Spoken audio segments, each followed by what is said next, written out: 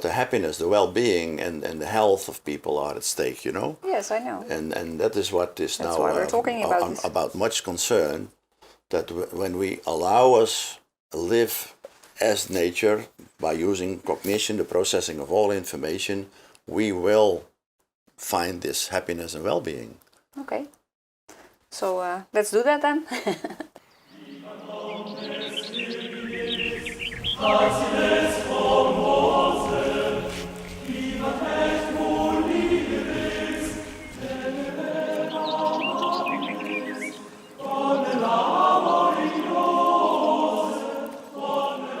Professor Schippers, may I ask you some questions? Yes, of course. What do you want to know, Rico? Welcome at Follow the Science. Today I'm talking to Arend van Campen. He is an entrepreneur but also a scientist. He's working on information theory and he has great theories on everything is energy but also everything is information. And we are missing out on a lot of information. So let's talk to Arend about this. Hi Arend, welcome to the show. Thank you for inviting me. I'm happy to be here and yes. Hopefully we can discuss this information theory, which is an important part of perhaps an overlooked science up to now. Yes, we have been talking quite a bit and you have been reading some of my articles, I've been reading some of your work, but your work is with a lot of words that a lot of people don't understand, but also with a lot of, how do you say, almost mathematical.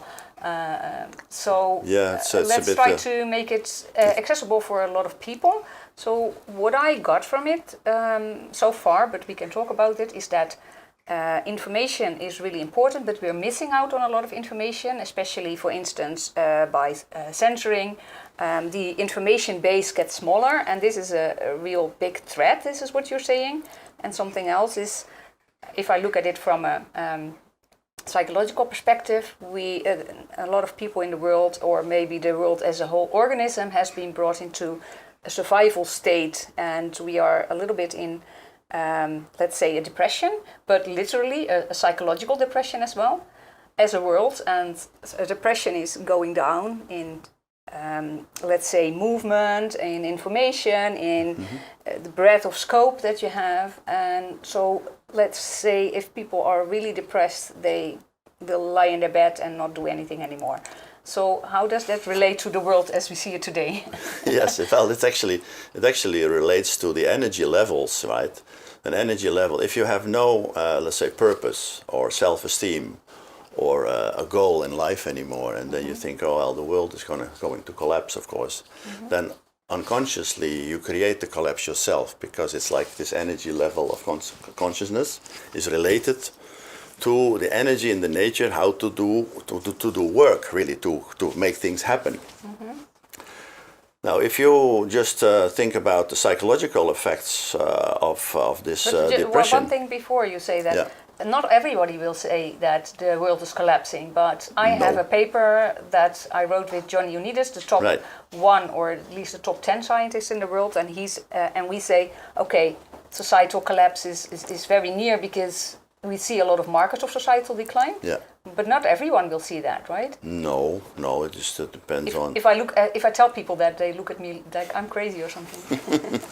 Well, it is like, I think collapse is a big word, of course, and I always use entropy, but entropy is kind of a difficult definition to understand. The most clear, the most easy to say, okay, information needs to be used in everything we do. If we don't use it, we end up in entropy, meaning disorder or uncertainty. Now, this is based upon the laws of physics, of thermodynamics too. Can you give an example of not using all, because it's very human to not really use all the information available, because then we would get crazy if we... Yes, it is like, but if you, for example, have a goal, a purpose, a goal, and say, okay, I can only reach that goal if I deny or ignore information. This makes the goal unachievable already, because the information is equivalent of energy to do the work to get there in the first place. So the contradiction we now find, that people want to have something without doing all the work, really, meaning getting all the information that's needed, including information that will tell them that this purpose, your goal I'm going to achieve, is harmful. So give a very concrete example. Do you have a... Yeah, well, a concrete example we can go to, Because of people course, will think to the... this is so Yeah, abstract. the purpose of, now, let's say the purpose of the financial system, CBDCs at the moment, right? It's a very actual idea of digital currencies. To make that succeed, such a thing, that success is depending on the information it allows. If we say, okay, it's harmful to them and harmful to them, and we ignore it, then of course this whole system will be harmful in the end for everybody and will not be achieved for 100% because it can never be, because it lacks the information, which is energy, to be achieved. And what information are we missing out on? Well, the information that, for example, that if I harm somebody by this system, I must allow the system to be able to change that it becomes non-harmful. And this is based upon cybernetics, meaning the governance and science of control. Yes, cybernetics, as I understand it, is, for instance, very easy when you put up your heating. Right, feedback. The feedback loop. Well, a lot of people won't know it, so let me maybe briefly explain that if you put on the heating and you would say 22 degrees, or maybe let's say 18, because it's the gas price is really high, and once the temperature drops a little bit, then the system will give a feedback. Okay, the temperature is dropping, so you need to the heating needs to be on. That is of course a cybernetic system. So it's feeding back. It's a feedback loop system that allows itself to learn all the time. So it adapts itself automatically. Now, what we have built is systems. They are not allowing information, no feedback anymore, because when the feedback means that it becomes harmful, we made it path dependent to go there anyway. So we make a central plan, Europe, Russia, USA, central planning is very, very dangerous because they don't learn anymore. They can't adjust that plan anymore. Right. So what I've seen, for instance, in the corona situation is that, well, I was one of the very early people that said, hey, there's a lot of harms in the policies that are being done. Harmful policies, and the harms are bigger than the possible gains, which are also a little bit elusive. And so when I tried to feed that back into the system kind of punished me. Yes, exactly. Well, so it's people that didn't want to talk to me anymore, and the university wasn't happy with the information that I gave, and so this kind of information was not allowed, which is dangerous, I think. Exactly, because in physics we say information is negative entropy, meaning that it's order. This is a physical fact. So negative entropy is order. Right, and entropy is disorder. Let's just keep it like that. Okay. Yeah?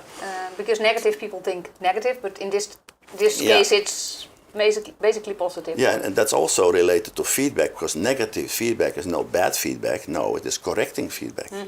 We need it to correct ourselves. Yes. Yeah, I know that's from cybernetics. Negative feedback. Right. So that is the interpretation mistake that a lot of people have. They say negative feedback is bad.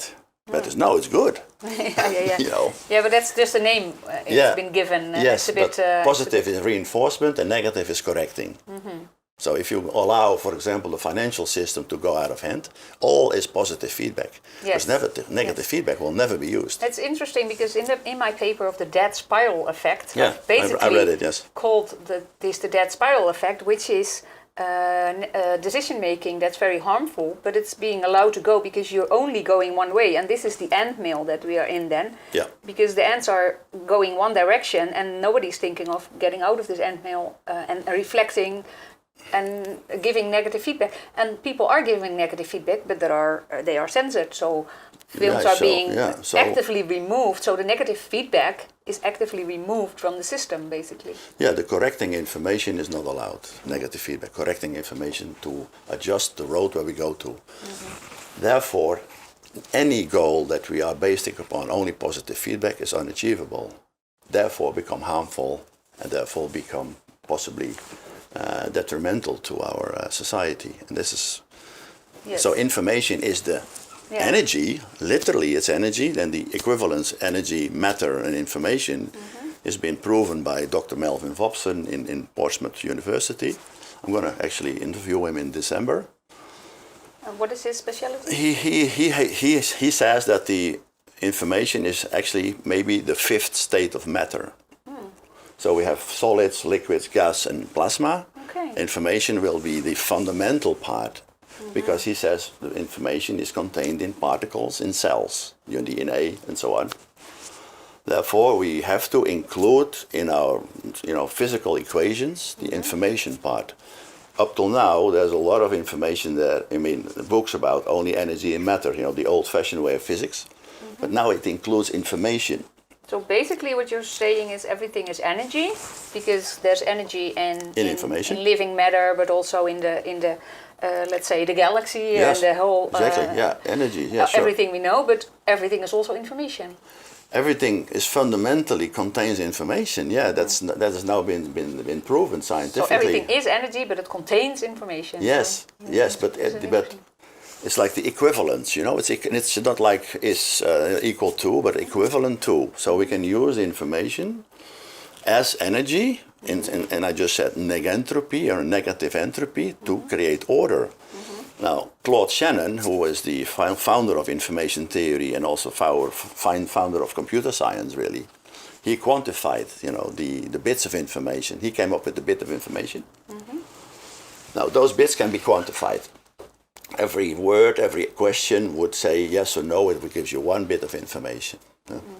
So if you think about that quantification of information, plus then you can realize the quality of information, because not everything is relevant, of course. Yes.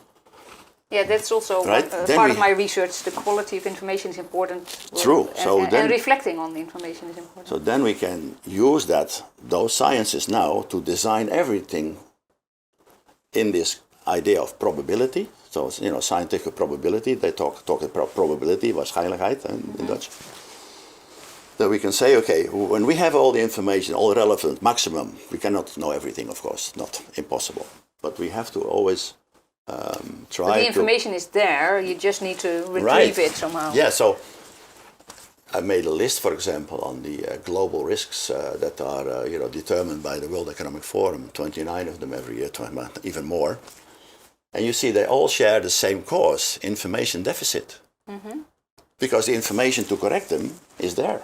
So what you're saying is it's positive feedback loop. So we are going in the same circle. Let's do the same decision over and over again. Right. So, but we've seen it in several topics, because some of my fellow scientists will say, I don't see anything of censoring, but that's because they do a topic that's not being censored. So there's several topics that are being censored at the moment, and these are all related to basically human health. For instance, with the corona situation, but also in the climate debate, I accidentally, well, not accidentally, I posted something on LinkedIn on the climate. Can we have a debate on this? And then people started saying the debate is settled. And I'm like, I've never heard of a debate being settled in science. Yeah, but that's the old paradigm of materialism, mechanistic thinking, the old empirical sciences there. Of course, they are empirical science, but what the beauty of this information theory, it confirms metaphysics also.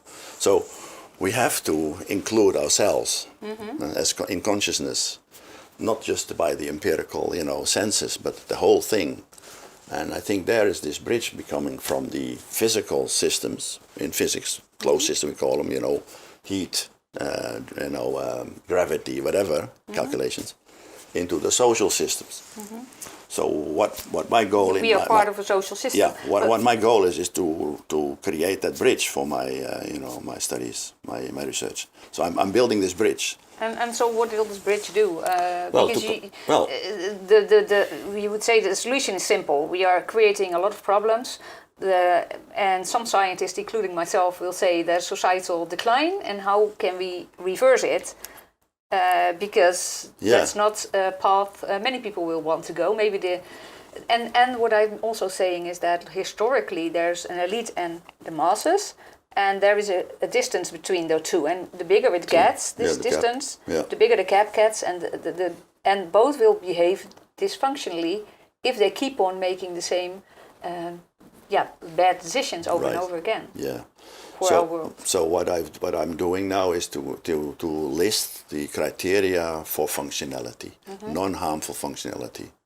Now you can take that from physics, you can take it from biology, you can take it from cybernetics, a combination of So what that. are you meaning with non-harmful? Because the interesting thing is that if I look From a psychological standpoint, that is I've been doing a lot of work. I'm not a clinical psychologist, but what I know from clinical psychology is that if a person is harmful to himself or herself or to others, then that is a reason to take this person out of the system and make sure there's no harm to.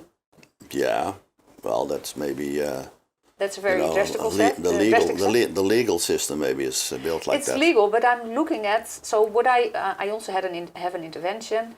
Write about the ideal world, the letters to the future. Yeah, and, I heard about that. Yes. Write about what worlds will come to pass if we go on like this, and then what can you contribute to this? But I explicitly state that these goals ideally should be non-harmful, but add to a better world, not to a world that. We are in the similar goal, because the criteria of non-harmful functionality are there. That information is there. We know how biology What is works. non-harmful functionality? Can you give an example? If I think it's really interesting, but I think not many people will know what you mean by non-harmful. For you, it's non-harmful is that I don't damage anything. Of course, but give a concrete example. Okay, so if we have a society, and I made a policy, for example, to stop polluting Rotterdam, right? So I'm not going to allow pollution anymore in Rotterdam.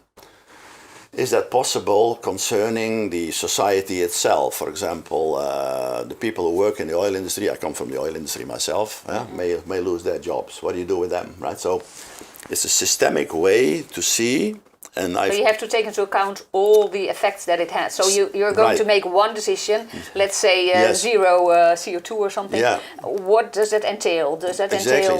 So you can have a purpose, and I have made 3 criteria: not to harm social cohesion, not to harm the environment, and not to harm the well-being of life. Okay. 3. And then you can create all the policies towards that goal. And every time you have a policy that's harmful to them, meanwhile, so halfway, we can say, okay, we need to adjust it. So it's becoming a learning system. Yeah, this negative feedback loop. Cybernetic learning system, like was tried by Stafford Beer in Chile 50 years ago. So I think that may be a goal, a way to do it, because everything is so scattered. I have this policy for that, I have that policy for that. So I looked at how United Nations work, I looked at how World Economic Forum, how Brussels work, and they are all like, not systemic, but they just looked at picking the things they like to do. This can't work because the lack of information is there. Yeah, and there's no holistic approach. The entropy is applied. That's a physical law. We cannot escape that law, you see. We try to escape these laws, but they can't, because we are bound by them. So this is a whole perception problem. So what you're saying is we should have the non-harmful policies, and that is good. I would say let's have policies that make people thrive. Yeah, so well-being, sure.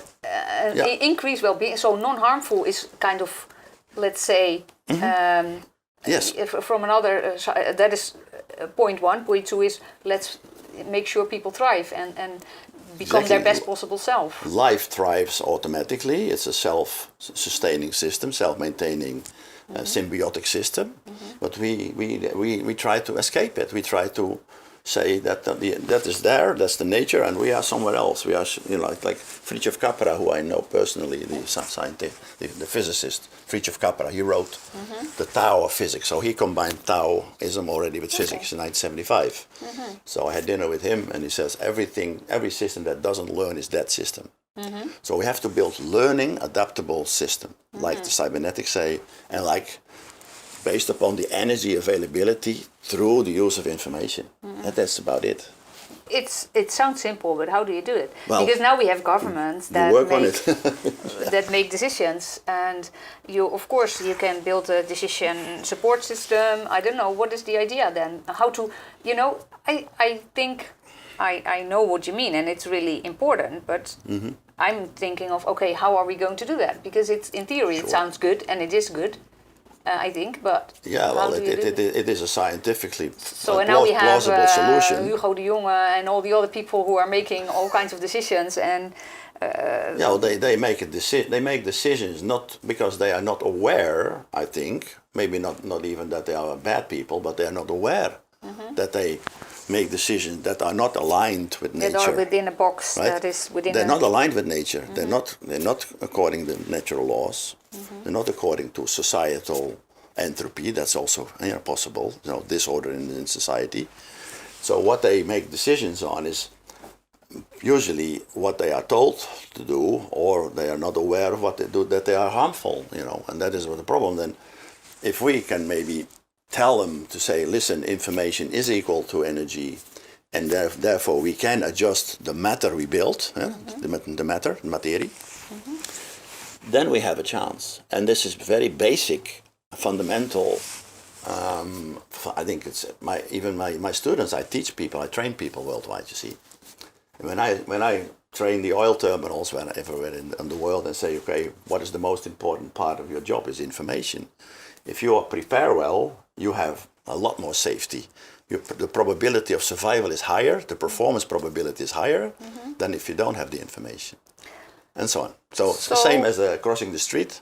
I know, but now people know it, so that's awareness, that's step one. How do they, in step two, apply it in their day-to-day lives, in their day-to-day decision-making process? I thought about that, and I built like a warning system, an early warning system, just an Excel sheet, an observational system. You can go in the morning at work, and we just say, okay, the central system of information is somewhere in the desk, somewhere collects the information relevant to the terminal, or relevant to the operation, or the company, or the school, whatever. And that information flow is then corrected during the day by everybody who is involved. It's possible. So when I have, for example, I always have the example, a telephone doesn't work in my oil terminal. I can't call this guy. He's over there. Is the potential harmful? Is it riskful? Yes, it's riskful. Are you going to work? Yes, because they will fix it next week. Next week. And then the whole thing blows up in the meantime. Well, that is the information control system that you have to build.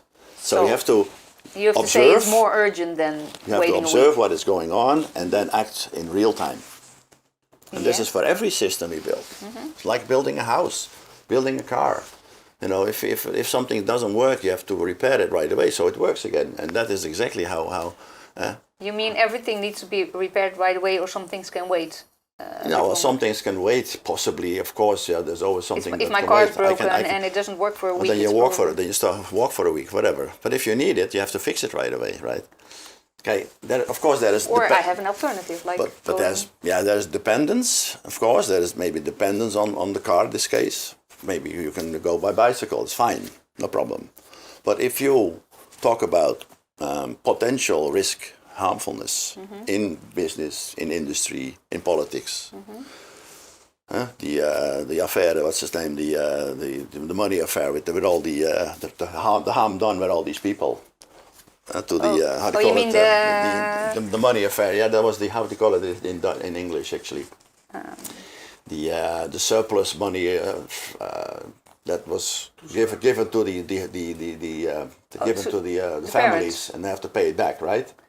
Okay, that was in the Netherlands. Now, the information about those families was not collected. What is the situation of these families? And then I make a policy that destroys life, really, without any regard for human well-being. What happened was that they apparently owed the government money when they couldn't pay it back, which was not the case, but the government says, you owe me money. It was not the case, but then in the end, it went so far as to take their children away. Basically, 1,100 children were taken away or more. Yes, well, just from these families, which is mind-boggling, isn't it? Yeah, nobody understands why this happened, but no, but it's a good metaphor what you just say, because every disaster, 6,000 years of civilization, was caused by these actions, such actions. Okay, so now we know what the causes are, but and you say I have a system, but it still sounds a little bit far off. Like in a company, I can understand that they can build this system, but how do governments use this, or how could? Because what I've seen now is that the most disastrous consequences are from government overreach. They Yeah. grab power and they say we are making the rules, and they make the rules as such that it harms many people. Yeah, so when they realize they are harmful and they will not admit that they are harmful, they're going to enforce it. That's always the case in any civilization. So they're going to enforce it. Every society that went from, for example, normal democracy to socialism to communism to fascism is always because the Are you people saying were we are down enforcing- this slippery road? We're going there because we're enforcing. Like we what Jes is meant to say. we are enforcing, actually accelerating the entropy by force.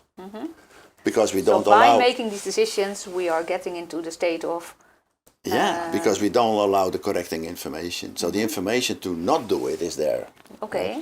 So, But we don't listen. We say, oh no, it is our force. We got to force it. Because we make I've rules, been- regulations, and that is a linear approach, which is impossible in a complex society.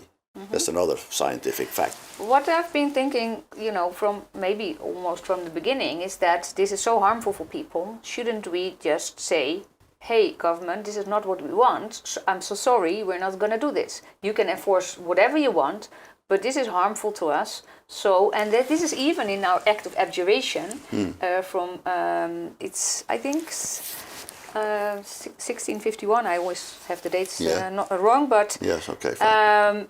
but the thing is that in that act, and the Declaration of Independence was based on that, we say, okay, governments that are bad for us, we have a moral obligation to not follow this government and to leave this government and go our own way. And in the act of abjuration, it was the king. It was King Philip II of Spain in that very specific case. Yeah. But it said a king that's not good for its people should be abandoned. I totally agree, but the problem is with democracy that we have 70-80% of the people who abide anyway. So it won't happen in a democracy. Okay, so you're saying it's not happening that people will do this, or Well, it's not happening that the government is unless we are getting hungry and desperate, but that's not that far yet. But I think that But in theory, we can say what in theory should happen and what I agree, in reality because will happen. I'm a big fan of Thomas Paine. Thomas Paine in the Declaration of Independence in America in the 1770s, wrote the pamphlet "We the People." Yes. And I actually use it also to write a same pamphlet in "We the People." It's on Yes, my blog. It's on my blog. From the Great Citizens Movement, I wrote the Great Citizens Declaration. Yeah, something like that. So we are on the same. We are on the same page. Same page, probably. Yeah. So, but I'm trying to build, let's say, the scientific basis for the sustainability of life, really. That's it. And physics and biology and some other sciences we can easily use to say, okay, these are the criteria for survival for the long term, the adaptability For our species. to align us with the evolutional process from which we all come, with the teleological goal, the goal seeking. Teleological is The goal seeking idea. Is everything, every entity is goal directed, more or less. So that's why. So what is our goal? We say, okay, what is the goal? And this morning I spoke to somebody, said, what is the goal of your idea? I said, okay, now then we need to collect that and that and that and that so we can achieve it. If you don't collect all that, you won't achieve it because you're missing the information, which is the energy to do it, to do the work. Energy to do the work is a significant part of what we overlook. We think we can lie about it and steal, everything. But lying is, of course, entropic. Is false information. It's a false information. We have gaslighting, whatever. That's manipulation. So you can manipulate information. You can tell people the wrong information. Exactly. But the goal you seek can maybe be achieved for you for a moment. But in social interdependence theory, maybe you heard of it, Johnson & Johnson wrote that a while ago, is that if we have social negative interdependence, meaning that I can only get it if he can't get it. At the cost of, right? And you see that everywhere. I achieve it by force, by lying about it, but at the cost of hundreds of thousands of people, like you're writing about. So, and that interdependence theory is very important because you say, how can I include everything? How can I say, okay, we are a world, I mean, by a symbiotic mechanism, like mankind, with nature, with people, with animals. We have this total, incredibly complex living system as Earth is. Huh? So you say you have living Yeah. beings, but the whole Earth It's and its inhabitants is it's one kind of it's one one living organism. system of communication. And the fuel is information, we find. Wonderful. The fuel to fuel is the information, is the communication, is the cognition, the processing of information. This is Maturana, and in the Chile, Santiago theory is about cognition, that we are processing the information. The DNA is processing the information. It builds you and builds me. And therefore, the DNA contains the information about us, and the beauty of the brain, that the brain has the capability to process it and to do something with it, either in harmful or non-harmful ways. So we have a choice. How are information and energy related? Because I would say, whenever they try to take away all the information and censoring, and it gives a kind of an anger and negative energy also, like, don't please take, you want to have a goal, you want to reach people with this information because you want to correct the system, and then this information is taken away and taken out of the system, and then it builds anger and resentment within society, I think. Of course, but of course, it is the negative effects of things, or the effects that somebody is lying to get some goal at the cost of the others. Of course, creates resentment, creates anger. Look at him, Yeah. So, but I was looking at the energy, and information. Okay, link. well. As I said, the equivalence, the physical, reality of energy, information, and matter has been proven, is there. So information is contained in the energy, in the matter.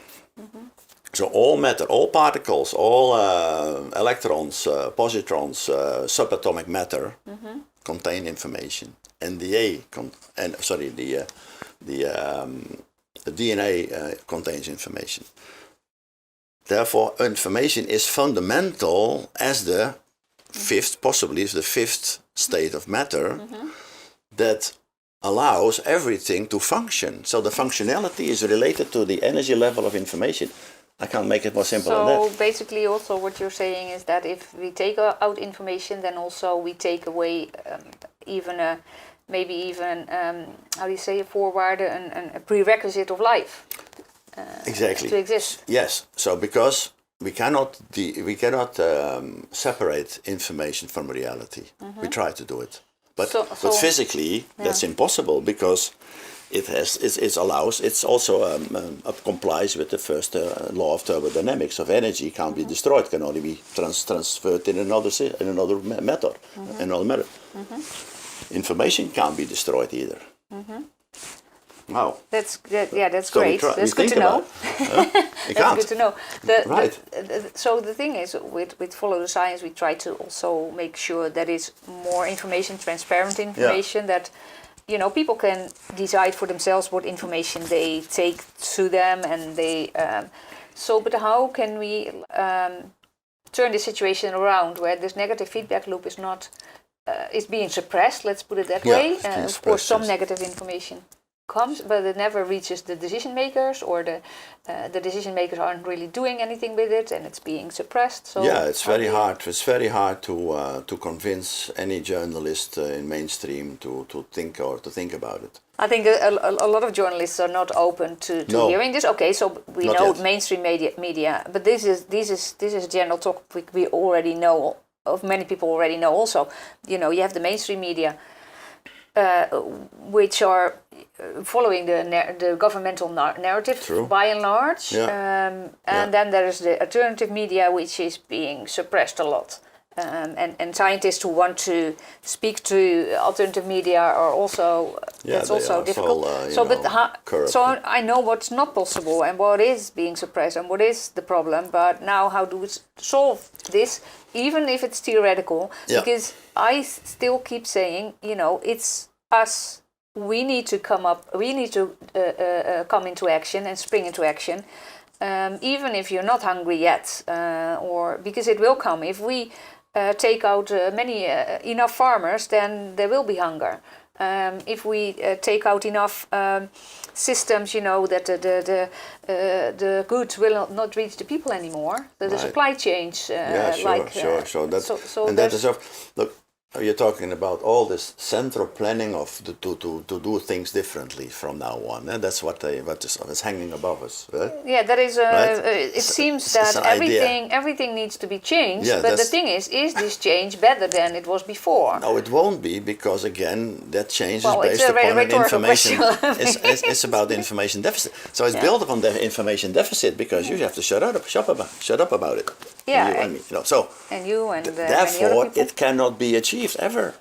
It only creates disorder, more disorder, acceleration of disorder, uncertainty, and a lot of suffering pain. for people, I think. So pain, I think uncertainty. I feel that we are in this stage where society is almost collapsing. Yeah. And so from the beginning, I've been thinking, okay, how can we reverse this situation? Is there a big idea that, well, you don't have to solve it now, but can we do something as people? What can everybody at home do now? Well, we can start by looking, not just by beginning to read and learn more about alternative information sources, for example, not just looking at mainstream media. So look at everything that's being censored. That might be but it's very hard to follow everything, and a lot of people, even in my own surroundings, they don't really think about these things yet. They do their work, they have their business, whatever, and they don't. But they still think that the mainstream media exactly. So they gives follow good it anyway. information. But information collection is like, I always said, a wise man comes prepared, because then he's understand that he prepares first before he does anything. So if you don't trust anything, or you want to read something, read. But I cannot make people read, because they won't. You see, I tried also. So please read this book. Or but we don't have to convince everybody. It's just what should happen. So one is look for alternative information sources. Second is come prepared. So prepare yourself maybe for and just realize that that if there is any information lacking for a certain purpose or goal you may have, and it needs information to be censored or to be ignored, then that goal is unachievable. That's the law of physics.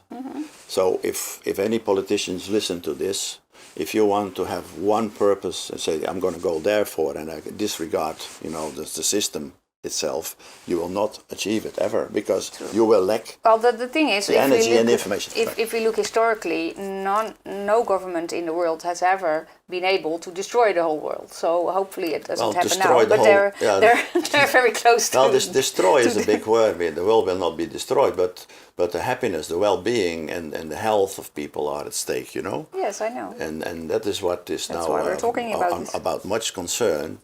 That when we allow us live as nature by using cognition, the processing of all information, we will find this happiness and well-being. Okay. So let's do that then. Thank you. Okay.